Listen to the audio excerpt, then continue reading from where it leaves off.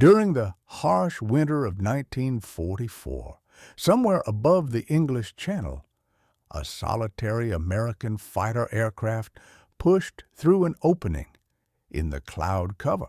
Far below, a tight formation of 9 German planes flew onward, completely oblivious to the predator descending upon them from above.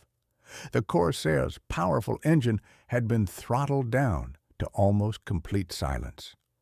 What made this aircraft truly unique was its paint scheme, one that no official manual had ever sanctioned or approved. The initial German pilot met his end without ever seeing his killer. The second shared the same fate. Before the remaining formation could react and scatter, 3 aircraft were already spiraling downward in flames. For weeks afterward, Allied intelligence personnel wrestled with a deceptively simple question: how could a single fighter plane essentially vanish in broad daylight against an empty sky? Western Europe's winter of 1944 descended with exceptional harshness. Dense fog banks swept across the channel like heavy waterlogged wool, settling into every valley and stubbornly clinging to hedgerows well past midday.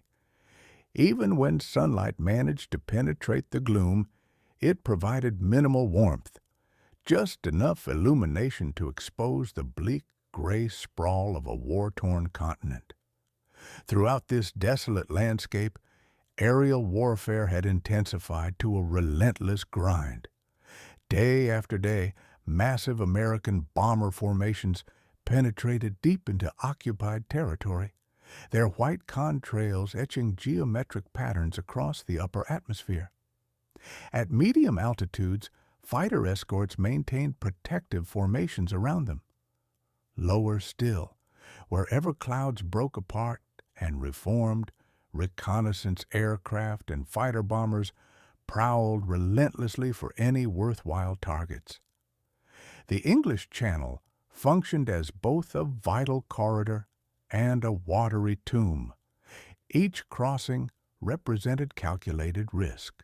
German fighters launched from numerous bases scattered across France, Belgium, and the Netherlands.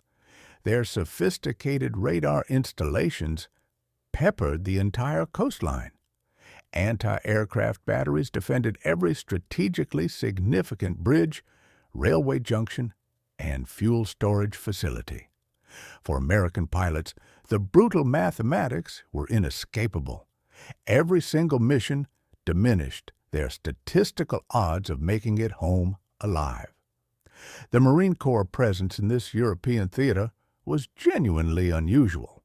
The vast majority of Marine aviators were engaged in the Pacific Campaign, where island-hopping operations demanded constant close air support and carrier-based operations.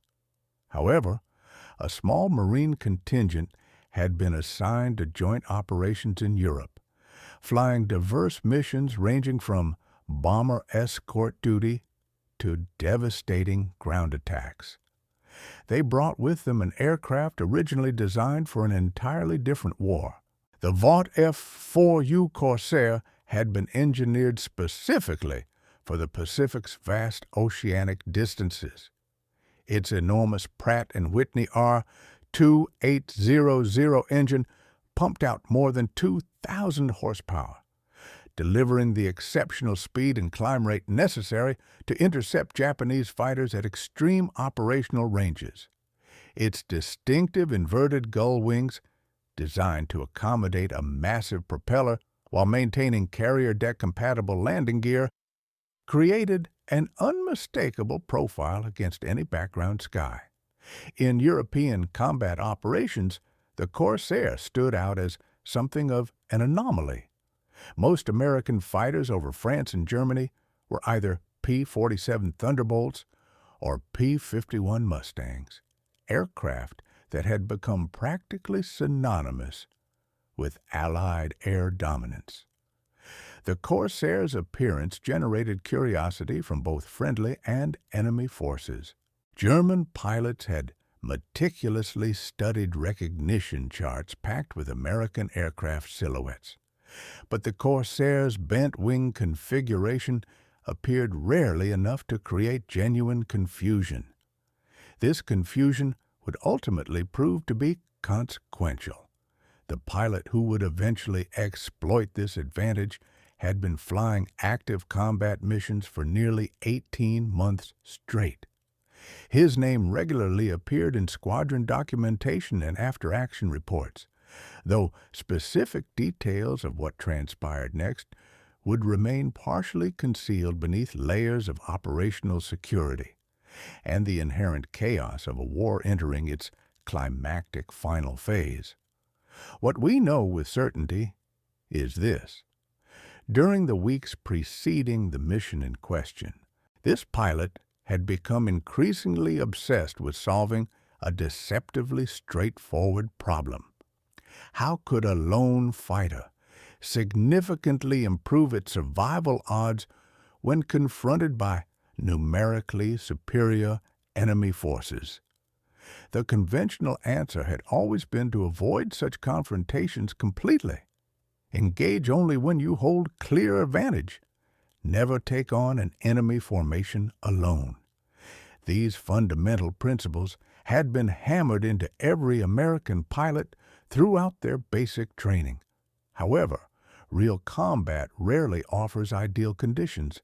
Sometimes circumstances conspire to isolate one aircraft against many, engine trouble forcing a wingman to break away, severe weather scattering a flight, navigation errors, or the sheer chaos of dogfighting that could disperse pilots across hundreds of cubic miles of sky.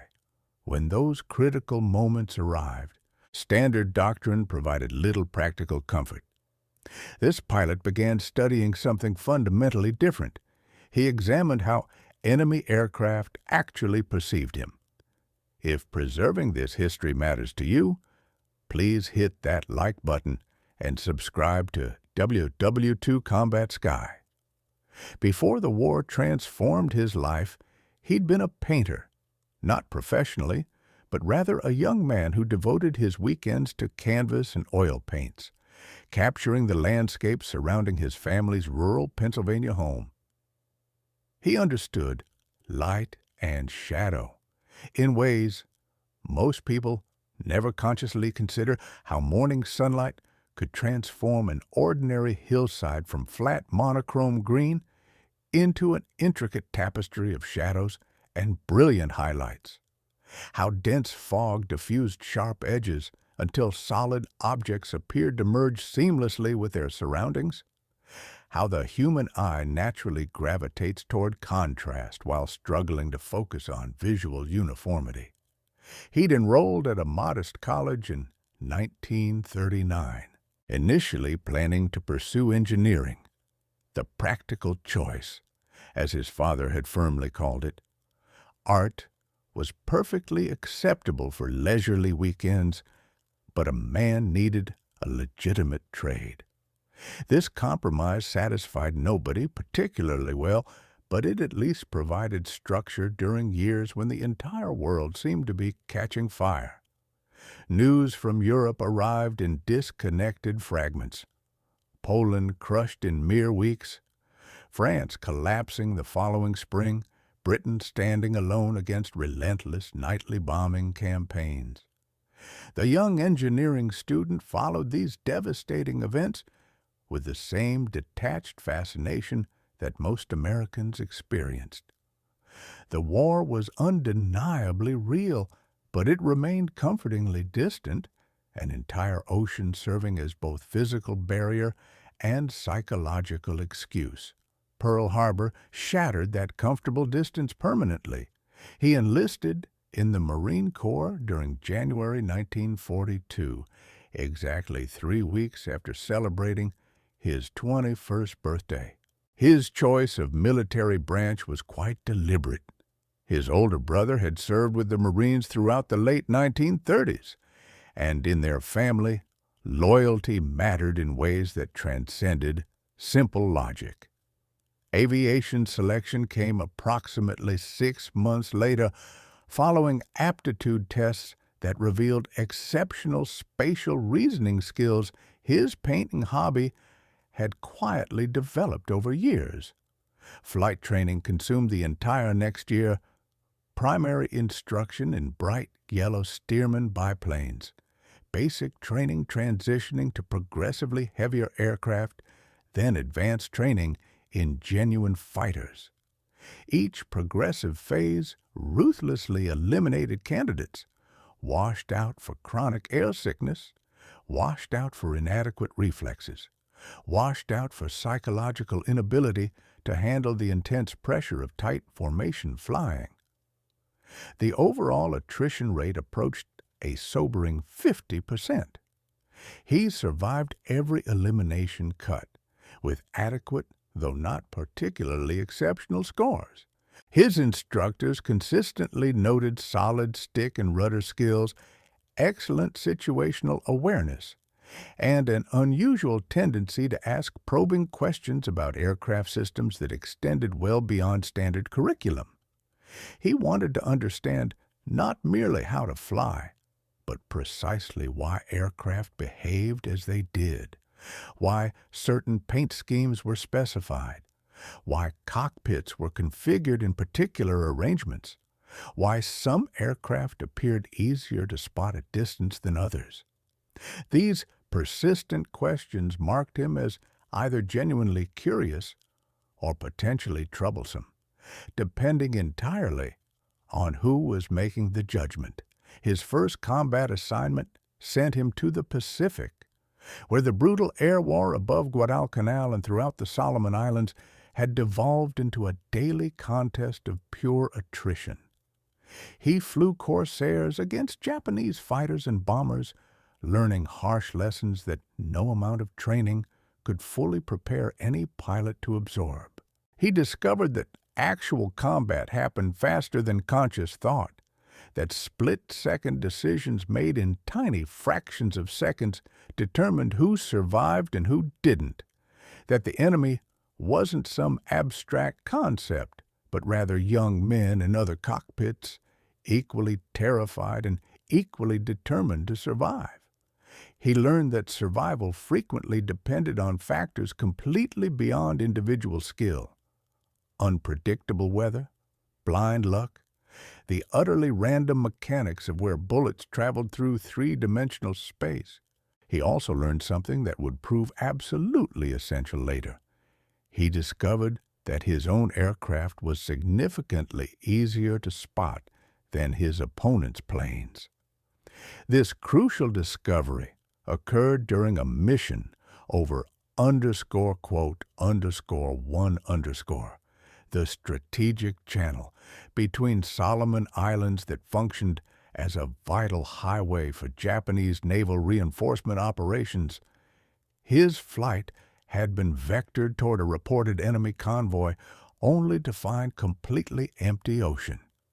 During their return flight, a group of Japanese fighters suddenly descended from significantly higher altitude, apparently having spotted the American formation from miles away.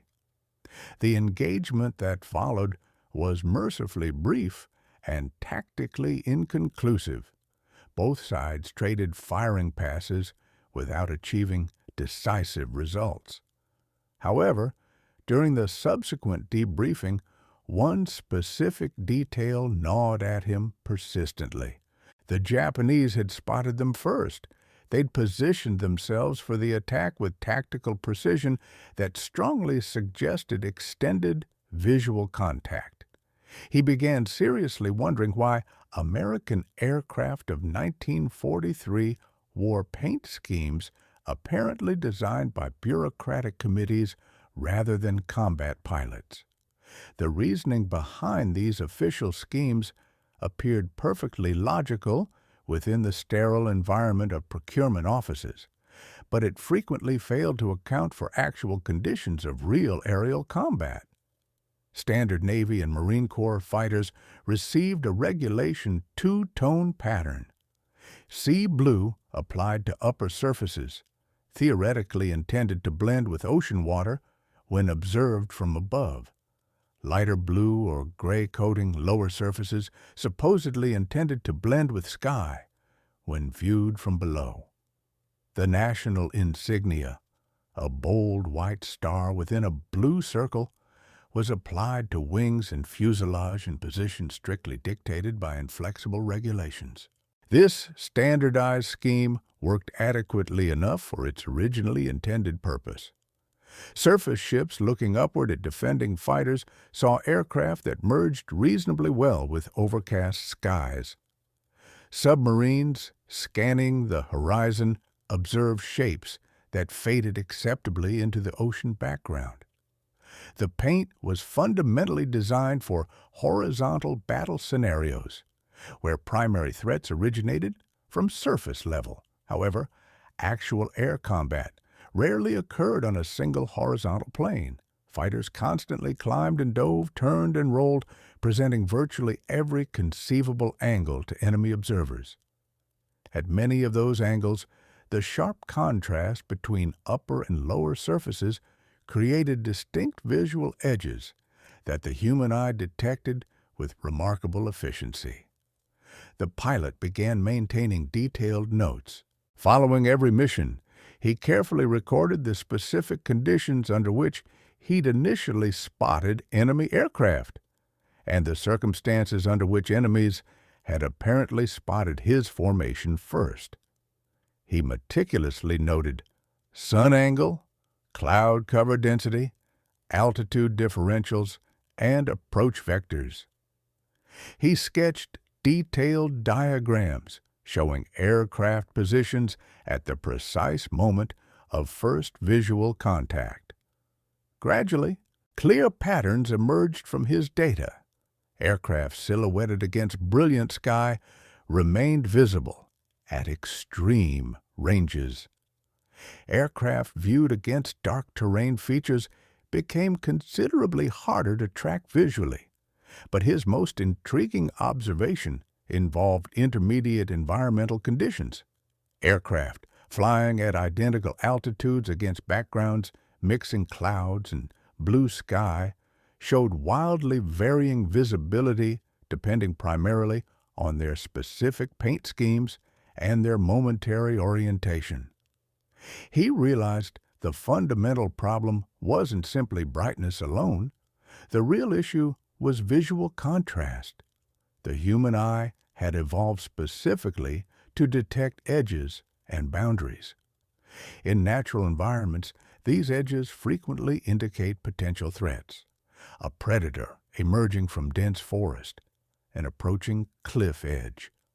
Our visual processing system is specifically tuned to recognize sudden transitions from one color or brightness level to another. Standard aircraft camouflage inadvertently created precisely these high-contrast transitions. The dividing line between sea blue and sky blue on a Corsair's fuselage formed a distinct visual boundary that the eye could track easily even when the individual colors blended acceptably with their respective backgrounds.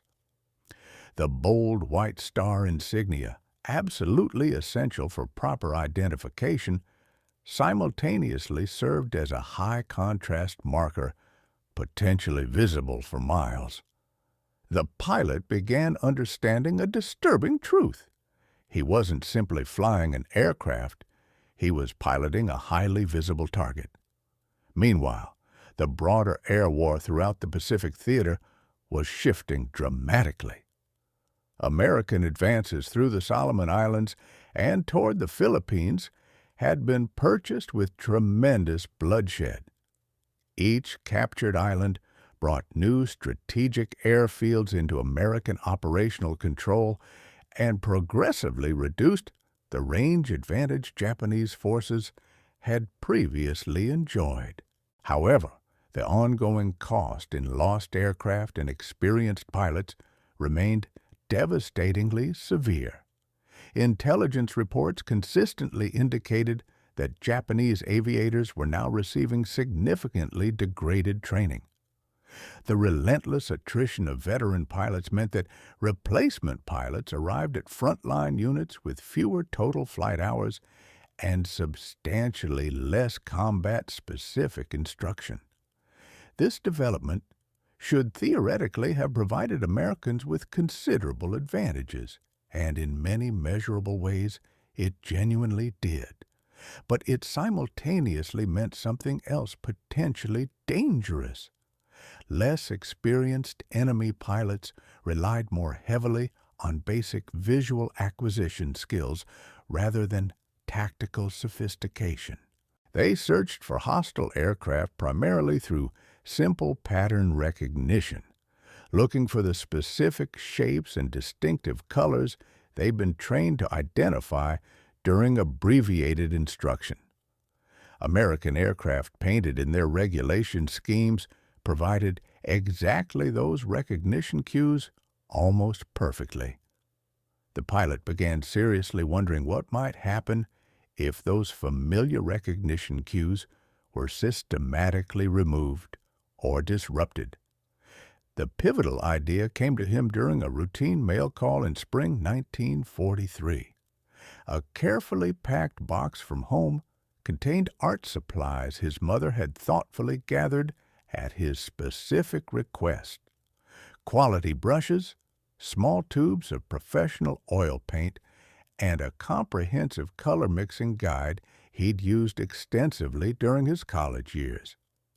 His tent mates naturally assumed he intended to paint traditional pictures, peaceful landscapes perhaps, or personal portraits to send home to family.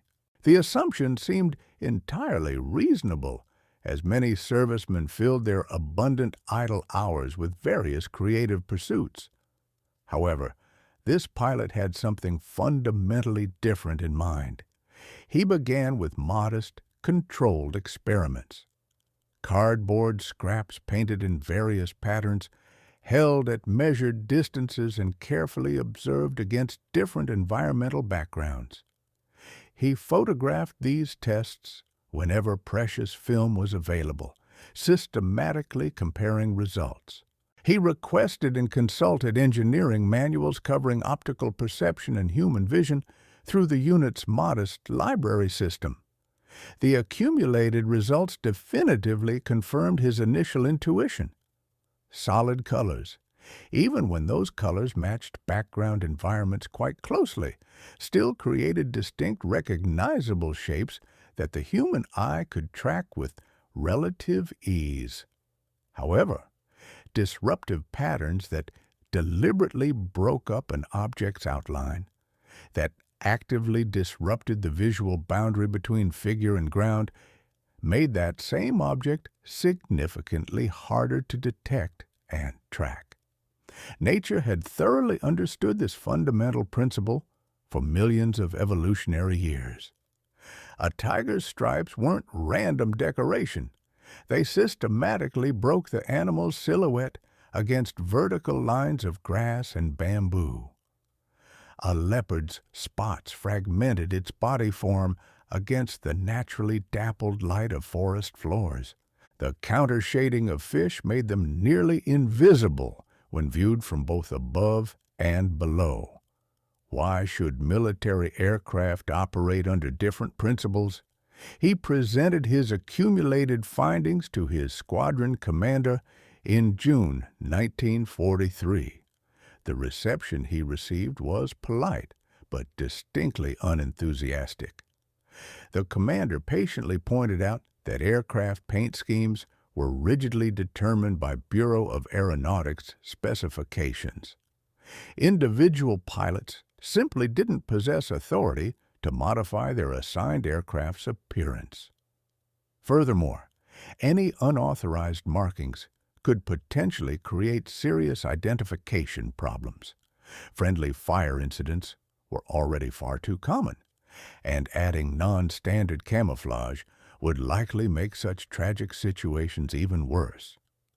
The pilot accepted this official rejection without verbal argument. However, he absolutely did not abandon his core idea. Instead, he began working creatively within the constraints he currently faced. While he couldn't paint his aircraft without explicit authorization, he could definitely continue studying the problem more rigorously. He could systematically gather additional supporting data. He could build a comprehensive case that might eventually convince higher authority to actually listen. His transfer to the European theater came in late 1943 as part of a small Marine contingent being assigned to joint operations with Army Air Forces units. The unexpected move temporarily disrupted his ongoing experiments, but simultaneously provided entirely new opportunities. European operational conditions differed dramatically from Pacific environments. Weather patterns were far more variable.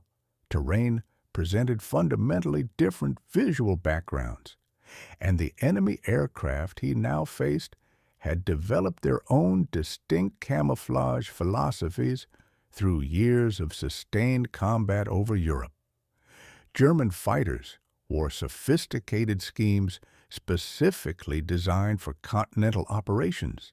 Upper surfaces in mottled grays and greens, lower surfaces in lighter gray or pale blue tones.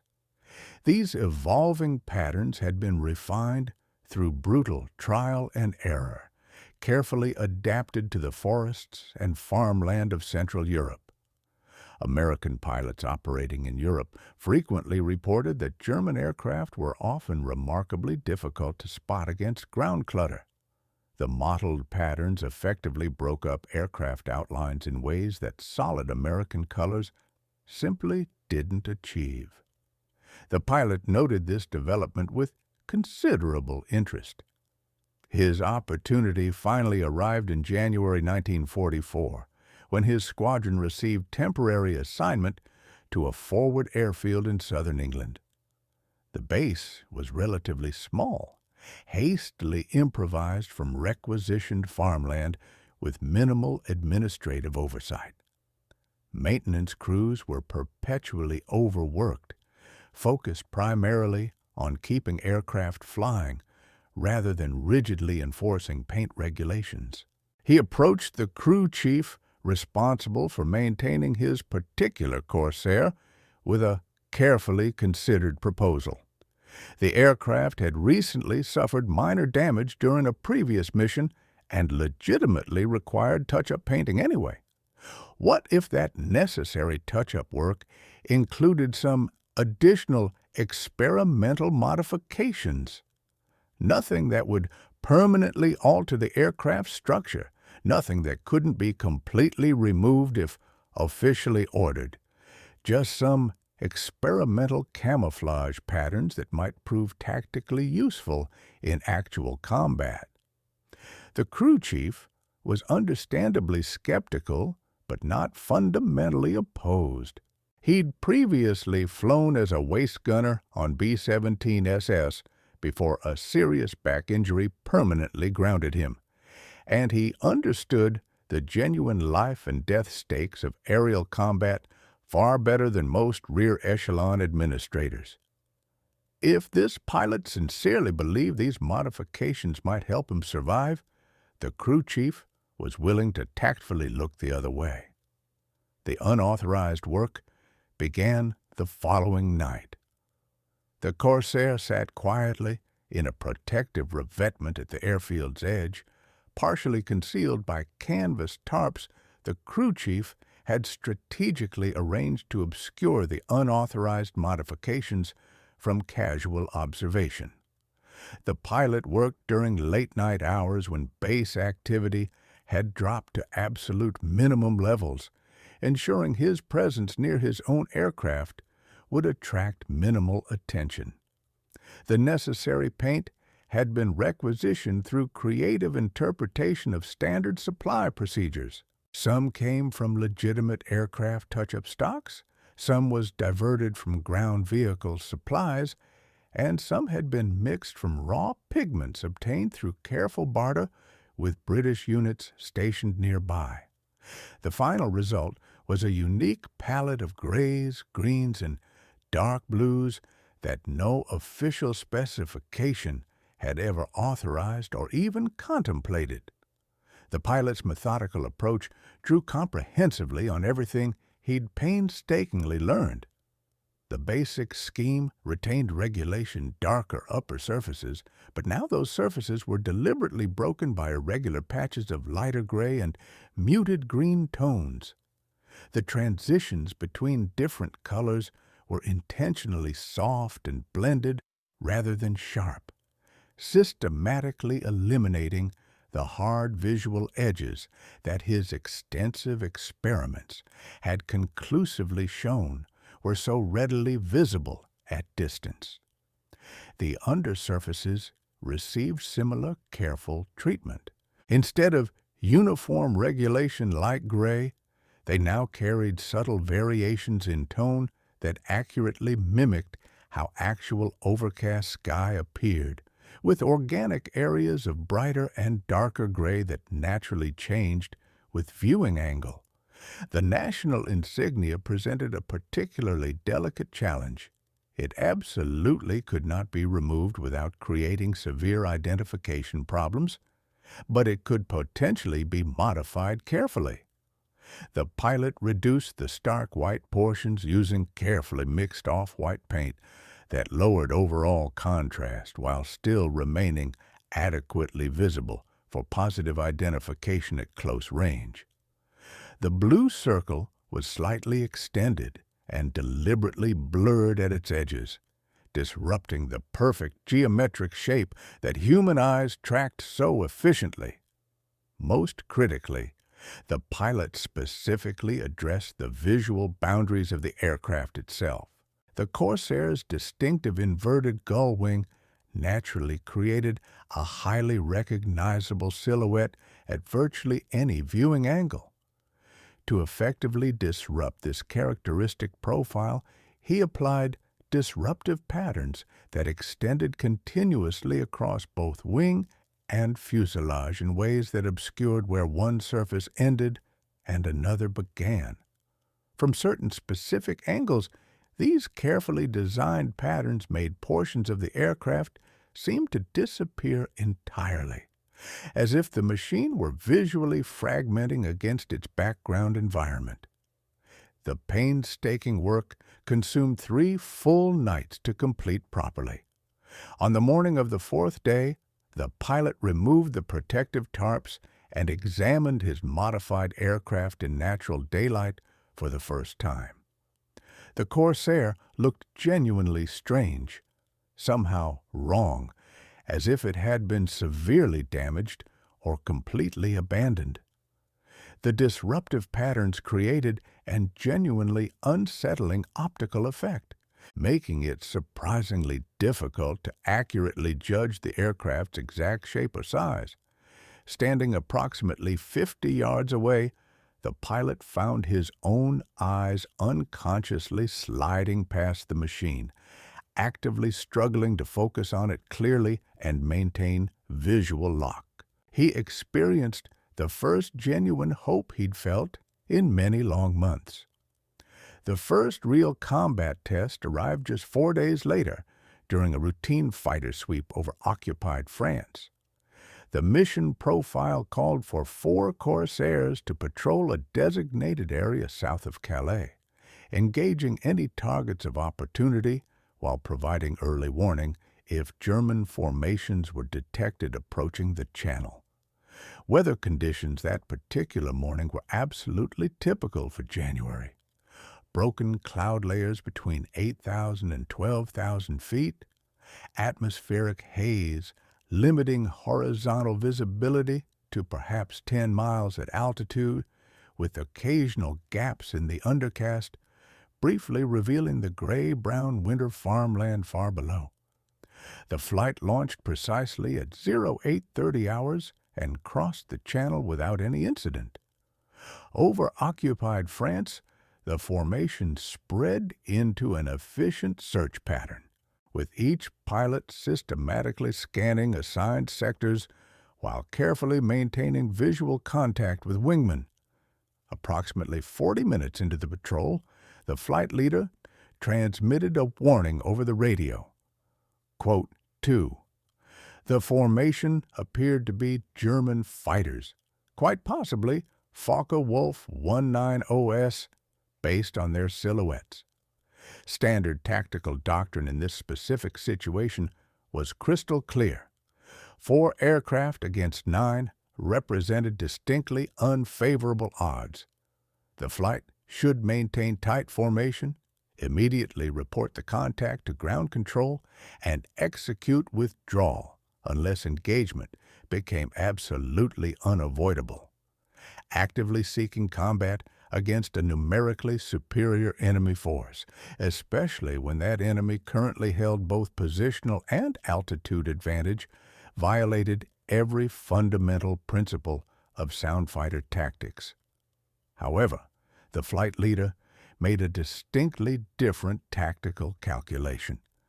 The German formation appeared to be flying a highly predictable course, quite likely transiting between bases rather than actively hunting for targets. If the Americans could successfully achieve complete tactical surprise, they might be able to inflict significant damage before the enemy could organize any coherent defensive response. He ordered the flight to climb immediately into the cloud layer above, using the concealment to work around toward the southeast, carefully positioning for a devastating diving attack from the sun's direction. What followed demonstrated both the tremendous potential and the inherent chaos of aerial combat. The 4 Corsairs entered the enveloping clouds, immediately losing visual contact with both the enemy formation and with each other. Strict radio discipline prevented constant chatter, so each pilot navigated independently, attempting to reach the pre-assigned rally point where the coordinated attack would commence. The pilot with the experimental camouflage emerged from the clouds slightly ahead of the planned schedule and significantly displaced from his intended position. Instead of being positioned above and behind the German formation as planned, he found himself nearly level with them and off to one side, his nose pointed roughly perpendicular to their course. In that critical moment, he faced 3 distinct choices. He could attempt to relocate to the originally planned attack position, which would consume valuable time and might potentially reveal his presence. He could break radio silence to call the flight leader requesting new instructions. Or he could attack immediately, alone, trusting that his wingman would join the engagement once firing commenced. He chose the third option without hesitation. What transpired during the next 90 seconds became the subject of subsequent detailed intelligence analysis, and remained partially unclear even to those who directly participated. The pilot banked his camouflaged Corsair smoothly toward the German formation, deliberately maintaining a shallow approach angle that kept his aircraft silhouetted against the cloud layer behind him, rather than against bright open sky. His throttle was partially reduced, minimizing both the noise signature of his approach and the visual cue of exhaust smoke that might betray his position. The Germans showed absolutely no reaction to his approach. He closed steadily to effective gun range, less than 300 yards, before the enemy formation displayed any perceptible sign of awareness. By that point, his finger was already applying pressure to the trigger. The Corsair's 6.50 caliber machine guns fired in one concentrated, devastating burst that raked across the rightmost element of the German formation. The lead aircraft of that element immediately began shedding pieces and trailing dense smoke.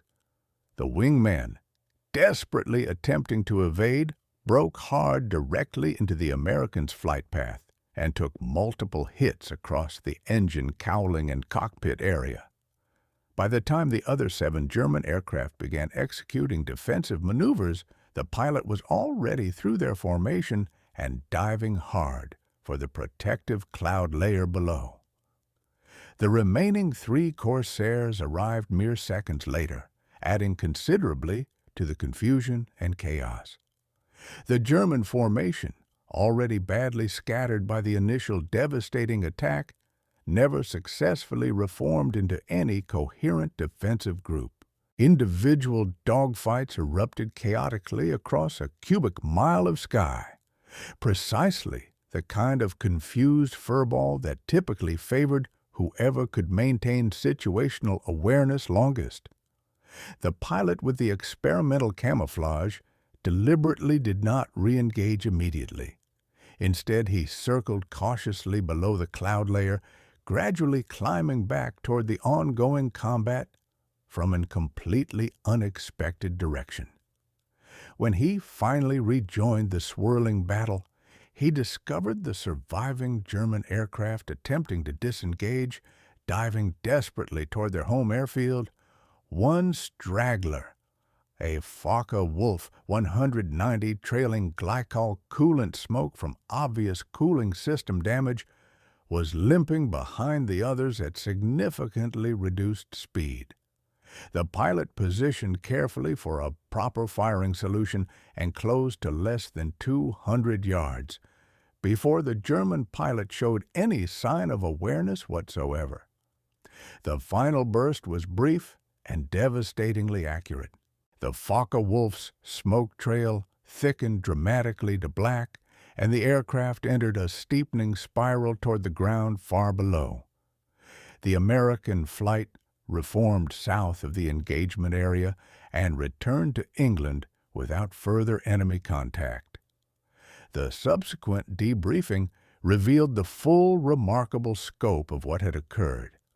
Of 9 German aircraft initially engaged, 3 had been completely destroyed with confirmed crashes observed. 2 additional aircraft showed significant visible damage and were conservatively assessed as probable kills. American losses totaled exactly 0. The 1 Corsair did return with bullet holes perforating the tail section from a brief exchange during the main engagement. Intelligence officers proved particularly interested in one specific detail that emerged during debriefing. Multiple German aircraft had apparently passed within easy visual range of the experimental Corsair without showing any defensive reaction whatsoever. Photographic evidence from mounted gun cameras clearly showed German pilots looking directly toward the American aircraft and apparently failing completely to identify it as an immediate threat. The camouflage had worked exactly as theorized. The aftermath of the January engagement generated considerable interest at command levels well above the squadron. An intelligence officer from 8th Air Force Headquarters visited the forward base approximately 2 weeks later, accompanied by a civilian specialist in optical engineering who had been independently working on related camouflage problems for the military. They examined the modified Corsair in meticulous detail, photographing it systematically from multiple angles and under various lighting conditions. They conducted extensive interviews with the pilot regarding his design process and his direct observations during actual combat. They collected all available gun camera footage and comprehensive after-action reports. Their conclusions, submitted in a classified memorandum dated February 1944, formally acknowledged that the experimental camouflage had demonstrated measurable tactical effectiveness under the specific environmental conditions of the January engagement. However, they also noted several significant concerns about attempting to replicate this approach at operational scale. First, the custom paint patterns had been specifically designed for particular environmental conditions. European winter weather, with its predominant overcast and muted terrain colors, differed substantially from Pacific tropical conditions or the crystal-clear skies of high-altitude bomber escort missions. A camouflage scheme optimized for one specific environment might prove actively counterproductive in another. Second, the modified national insignia created genuine identification risks that couldn't be dismissed. In the extreme confusion of aerial combat, Allied pilots needed to distinguish friend from foe in literal fractions of seconds. Any modification that impaired this critical recognition capability, even slightly, could potentially result in friendly fire incidents that might statistically exceed the tactical benefits of reduced enemy detection. Third, standardized production and efficient maintenance procedures depended fundamentally on uniform paint specifications across entire fleets. Implementing individually customized camouflage for thousands of operational aircraft would require massive infrastructure changes that were simply impractical during active wartime operations. The memorandum ultimately recommended continued careful study rather than immediate widespread implementation. However, the recommendations weren't entirely negative or dismissive. The civilian optical engineer proposed a comprehensive series of controlled experiments that would systematically evaluate camouflage principles under standardized conditions. He suggested that certain specific elements of the pilot's innovative approach, particularly the disruption of aircraft outlines through boundary-breaking patterns, might be successfully incorporated into future official specifications without requiring complete scheme redesign. These proposed experiments proceeded throughout spring 1944, though the original pilot who had initiated this investigation was not directly involved in the formal testing. His unit rotated to completely different mission profiles, conducting intensive ground attack operations in direct support of the approaching Normandy invasion preparations. Meanwhile, the fundamental principles he had explored through practical experimentation began gradually influencing broader discussions about aircraft visibility across multiple theaters. Technical intelligence reports from the Pacific Theater noted that Japanese aircraft were becoming increasingly difficult to distinguish against certain backgrounds, suggesting that enemy camouflage had substantially improved through their own learning. German night fighters had adopted dark undersurfaces that made them nearly invisible during nocturnal interception missions. The American response evolved accordingly.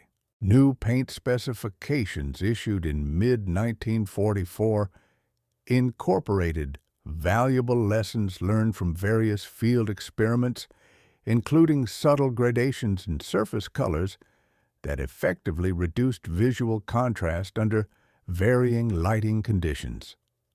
Statistical analysis of these incremental changes proved genuinely difficult to quantify. Too many variables simultaneously influenced combat outcomes for any single factor to be properly isolated through rigorous analysis. However, anecdotal reports from frontline pilots consistently suggested that the newer schemes measurably reduced the maximum range at which American aircraft were first detected by enemy observers. The pilot himself flew 37 additional combat missions before the war in Europe finally concluded. His personal aircraft retained the experimental camouflage throughout this entire period, periodically refreshed by the same sympathetic crew chief who had originally enabled the unauthorized modification. After-action reports from these subsequent missions showed combat outcomes roughly consistent with overall squadron averages. The pilot was neither conspicuously successful nor notably unlucky compared to his peers. What these official reports fundamentally could not capture was how many potential engagements he avoided entirely because opposing aircraft simply failed to detect his approach in the first place. Some fragmentary evidence suggests this number was quite significant. German prisoner interrogations conducted systematically after the war's conclusion included occasional references to disturbing encounters with American fighters that seemed to materialize from nowhere, engaging without any warning from completely unexpected positions. The specific aircraft types mentioned in these accounts varied considerably, but the descriptions frequently included genuine confusion about where the threat had actually originated. The fog of war obscured many such details permanently. Individual aerial combats were rarely documented comprehensively from both opposing perspectives. The experiences of pilots who didn't survive obviously could not be recorded for posterity. What remained were disconnected fragments, painstakingly pieced together by dedicated military historians in subsequent decades. The pilot returned home to Pennsylvania in September 1945, one among millions of American servicemen transitioning back to civilian life after years of war. He completed his interrupted engineering degree using GI Bill benefits and accepted a position with an aviation manufacturer, working on technical systems that had absolutely nothing to do with camouflage theory. He rarely spoke publicly about his wartime experiments. The classified nature of the intelligence reports he'd contributed to may have influenced this reticence, or perhaps, like countless other veterans, he simply preferred not to revisit a period of his life indelibly marked by violence and loss.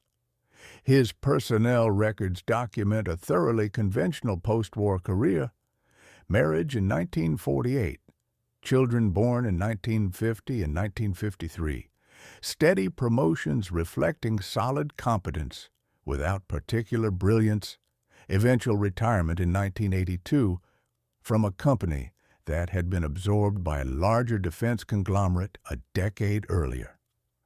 The specific Corsair he had modified was unceremoniously scrapped shortly after the war's conclusion, its experimental paint scheme remaining undocumented except in classified photographs that languished in government archives.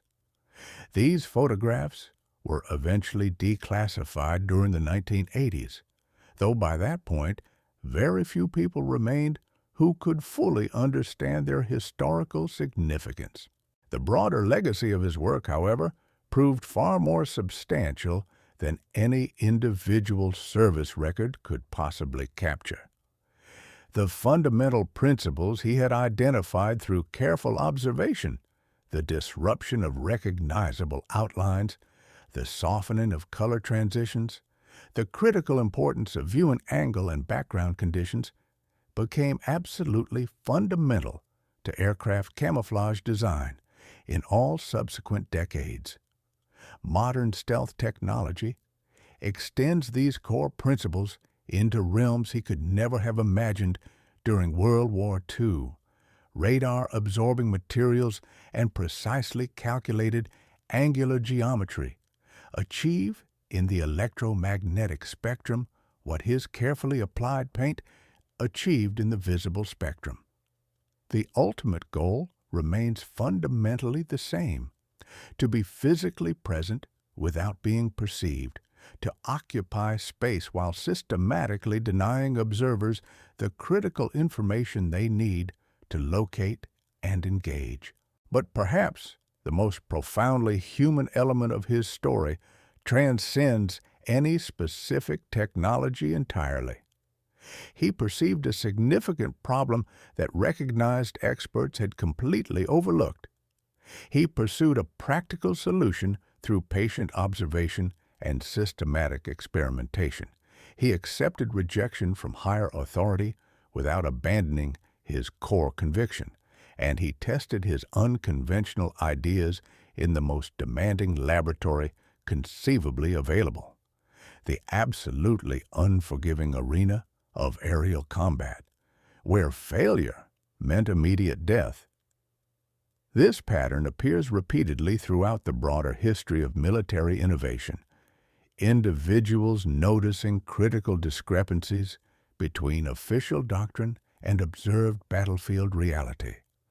Unauthorized experiments conducted deliberately in defiance of bureaucratic caution. Small tactical modifications that gradually propagate through large organizations as their battlefield effectiveness becomes undeniable.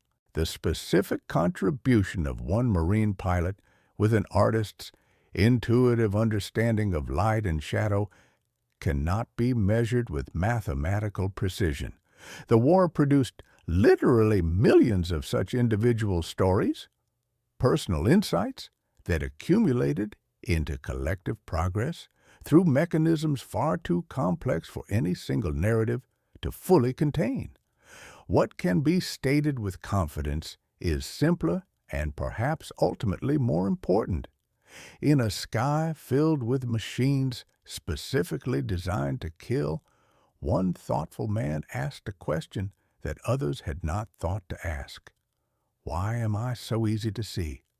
The answer he discovered through experimentation saved lives, quite possibly including his own. The method he employed, curiosity rigorously disciplined by evidence and courageously tested under fire, offers a timeless model that extends far beyond any single war or any particular technology.